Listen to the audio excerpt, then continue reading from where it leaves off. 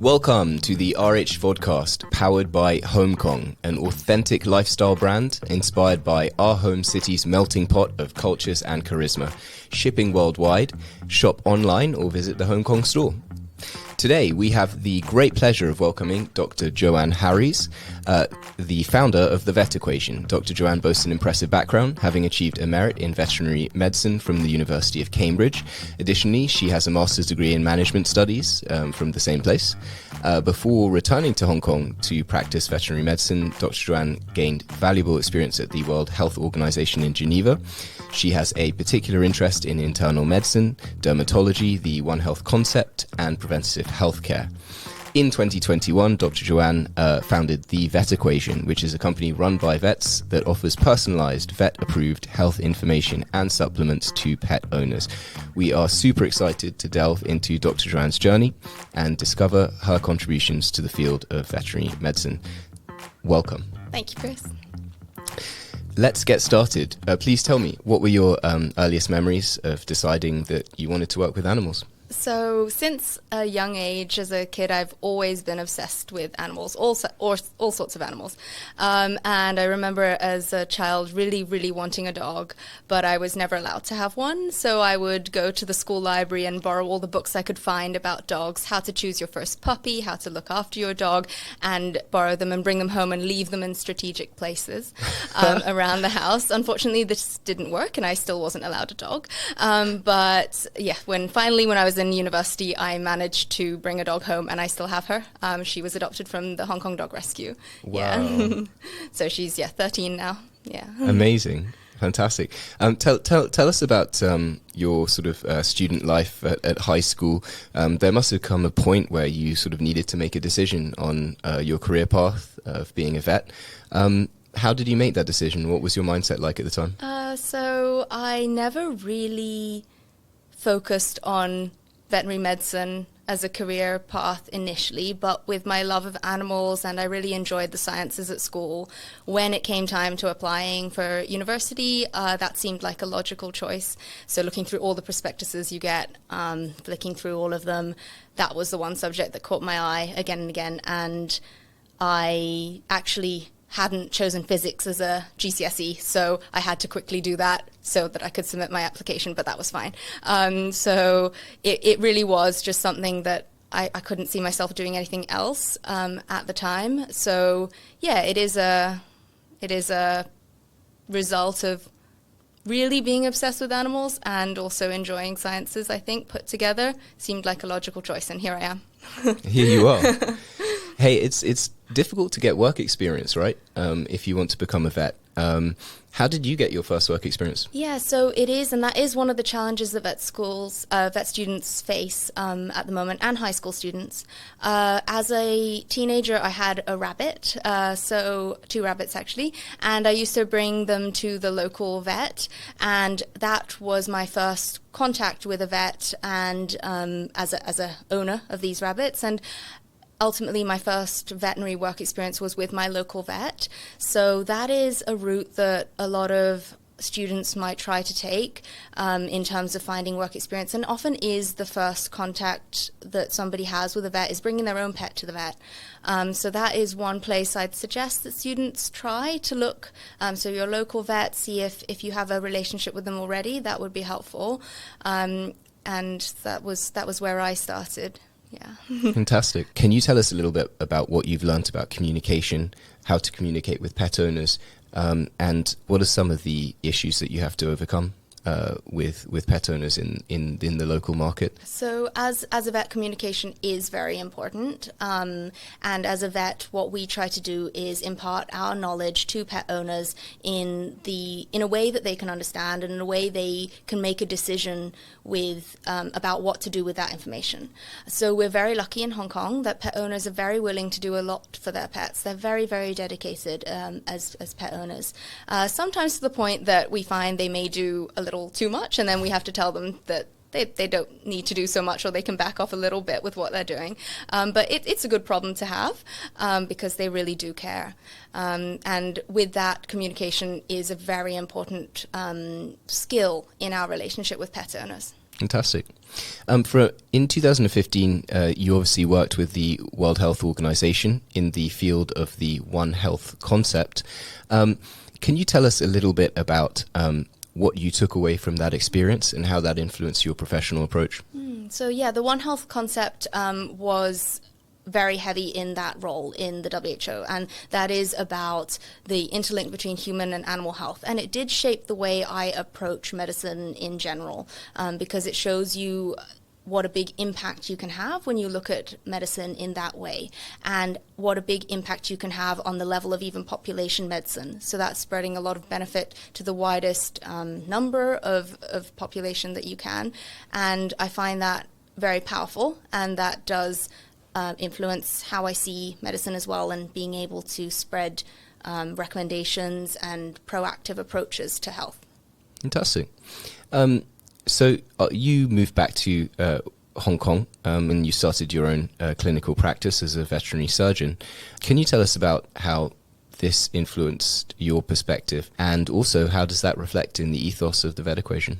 So as a clinical vet, I see a lot of patients every day, and I find that there's a lot of recommendations that I'm giving to different pet owners that is actually information that I'd love more people to have, and it's information that can be applied across a range of the population. For example, for senior dogs, there are certain recommendations that I would ask pet owners to consider. For dogs with mobility issues, there's different recommendations that they can apply in the home setting or in terms of preventive healthcare. So I found myself repeating a lot of this information again and again, and I felt like there is a better way to put this information in a place that is accessible for as many pet owners as possible, and in that way gaining the biggest benefit for the dog population as a whole. And I found that in clinical practice, often just the way things work is that we see patients when there's something wrong, when they're not feeling well, whereas sometimes the best time to implement a change in the lifestyle is before something really goes wrong. So before you're seeing signs of arthritis or joint issues, there are things that pet owners can put in place to slow it down from even getting to that stage. And I love this information to be more easily accessible, and I thought I couldn't find one platform where that really is accessible, and that led me to think of building the vet equation. So where there are proactive measures that pet owners can implement, I'd love that to be more easily accessible for them. Sure. Yeah. Can you share with us the story behind the founding of the vet equation? What inspired you to take that leap and finally say, yes, I'm going to do this, I'm going to be an entrepreneur, I'm going to start this company? What was your mindset like at the time? Yeah, please. So all of it did stem from my clinical work and realizing that I was repeating a lot of the same recommendations to different pet owners who all needed this information and wanted this information, but couldn't access it in a convenient manner. And quite often you're trying to give them all this information and their dog is jumping around the consult room and they're trying to leave the consult room and they're dragging their owner with them, and you're saying, oh, by the way, don't forget to do this. And it's a lot of information for them to remember. So I figured there must be a better way to put it in a place that they can access more conveniently in their own time at home and have that useful information that they can put into place. And so I did try to look for any resources that could do this in a way that was user-friendly, easily understandable, and had actionable outcomes, but didn't really manage to find one location that I could send pet owners to get all that information. So I decided that I would build it, and I did try to talk myself out of doing it many times, but every time I thought, oh, let's not, I kept coming back to it, and I just couldn't let go of it. So that was the reasoning behind that, and the reasoning behind the name, the vet equation, is just because it's taking all the components that I usually use in a consultation that I think of and coming up with the outcome, which is the recommendation. So that's the basis behind the name, and yeah, the aim is to have actionable recommendations that pet owners can apply to benefit their dogs. Yeah. Fantastic. So can you tell us a bit about your algorithm? So the vet equation aims to improve the standard of preventative pet healthcare. You've got a research-based algorithm which assesses a dog's unique characteristics and builds like a health portrait for them. So what specific aspects of preventative health do you prioritize? And please give us a bit more color in this area. Yeah, so what we do is on our platform there is a questionnaire, a quiz that owners can fill out.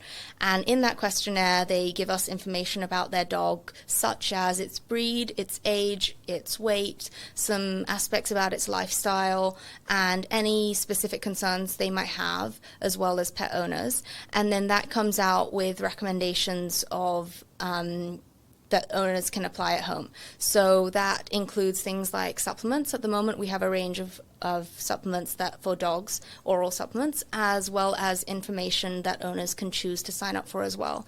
With the health portrait that we want to build on, that is something as well that we'd like to provide more information for pet owners through our website, and hopefully that's something they can refer to when they need that information.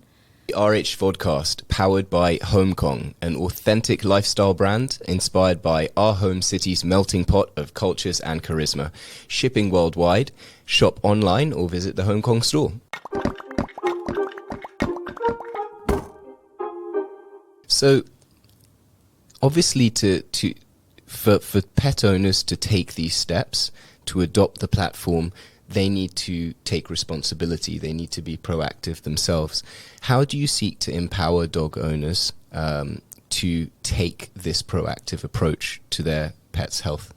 So what we do is we show pet owners what they can do at home. So they are the individuals that spend the most time with their pets.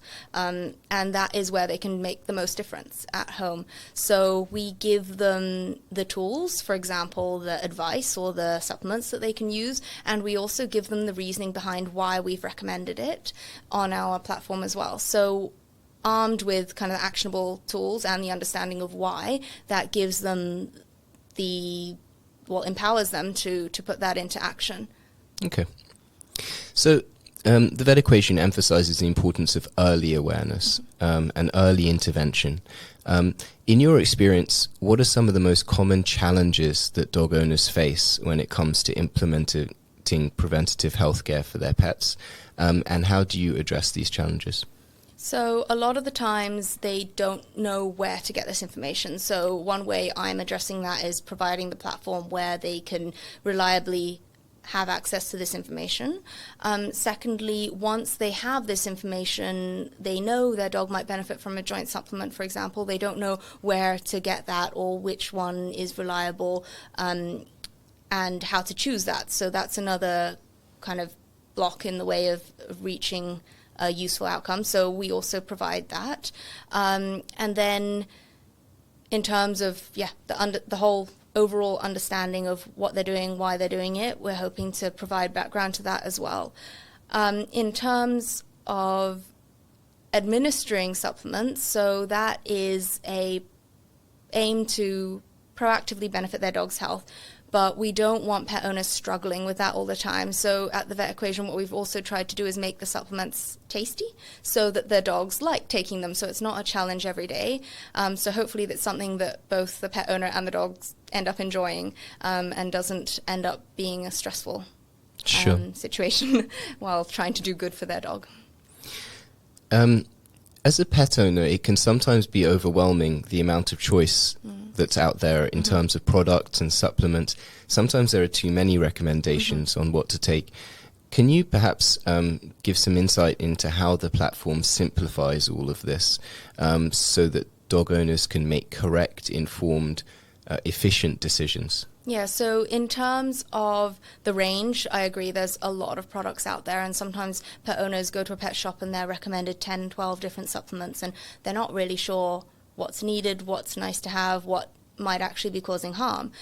So on our platform, what we've tried to do is simplify the range of products recommended. We're focusing on the main products that have been shown to bring about a benefit to dogs. So that is that they're not doing anything that's excessive or even harmful to their pet. I get it, yeah. So let's jump into some of the actual products that you offer. First of all, you have a joint-specific product, am I right? Yes, that's correct. So the joint-specific product is the Joints and Mobility Support product, and that contains the main building blocks that help joint health in dogs.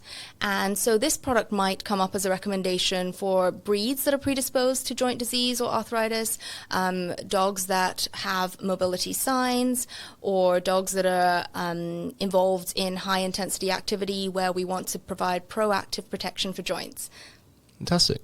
And you have another product, which is an Omega product for joints and also for skin issues. Yes, so the Omega Support product has a lot of benefits. So Omegas, a lot of people know about them, Omega-3s. They do have a lot of wide range of benefits across the body, one of them being support in joints as well and in skin. So this product would be recommended for dogs that, again, are prone to joint issues, or dogs that have signs of skin issues or prone to skin issues, and also in older dogs as well, because in terms of the anti-inflammatory properties of omegas, that can also provide proactive support for a wide range of body systems such as joints, skin, or even cognitive support. Great. You have a product for digestive health, am I right? Yes, the product for digestive health is the prebiotic and probiotic digestive care product. So that contains probiotics, which are good bacteria for the digestive system, as well as prebiotics, which is a component that helps the good bacteria survive and flourish in the digestive system, as well as some digestive specific vitamins. So dogs that might benefit from this are dogs that have a sensitive tummy, that just need a little bit of that extra support for their digestive system. Okay. And could you tell us about your cognitive supplement? Yes, so we have a cognitive supplement called Vitality Plus, and that has a wide range of nootropic support inside it. And what that is antioxidants, it's supplements that help with brain health and cognition. So oftentimes this is used for older dogs, where we're trying to give them all that extra support we can for their cognitive health and keep them alert and active and as young as possible for as long as possible. Fantastic. Let's change the subject a little bit. The common perception is that being a vet is viewed as a dream profession. What are perhaps some of the less perfect aspects of being a vet? And is it sometimes a less positive experience than people might perceive from the outside? Yes, I definitely agree with it. Being viewed as a dream job, and actually it is a privilege to be able to be a vet and to have that responsibility to look after people's pets who they love and they care about so much. It is a big commitment to be a vet. We put in a lot of time and energy into our work, and all the vets I know are very caring and really care about all of their patients. They have a high level of empathy and they really do care what happens with each of their patients. Sometimes this can end up being a little bit of a negative thing. Caring too much can also be an issue. So sometimes vets put the pets before themselves and can forget to look after themselves. And it's really important to have that balance there and make sure you are looking after yourself as a vet as well, because if you're not, and if you burn out, then you can't help any pets at all. So some of the ways that I do find help as a vet is firstly having a great relationship with your colleagues and a good team. Teamwork is really important across the industry. And secondly, also a good relationship with your patients' owners. So having good communication there, being able to speak to them and explain things, and having trust there. So having trust between your patients' owners, your clients basically, and so they trust you and you trust them, really helps as a vet and really makes the job a lot more enjoyable. Yeah. Fantastic. Perhaps we could talk about our home city of Hong Kong. Mm-hmm. We've had the pandemic, we've had ups and downs. Can you tell us about what trends or changes you might have seen for pet ownership in the Hong Kong market, and what perhaps has that meant for your business? So over the pandemic, a lot of people were working from home, and I think a lot of people also use that opportunity to adopt or welcome new pets into their household, which is a great thing. Pets bring a lot of joy, a lot of happiness to a household.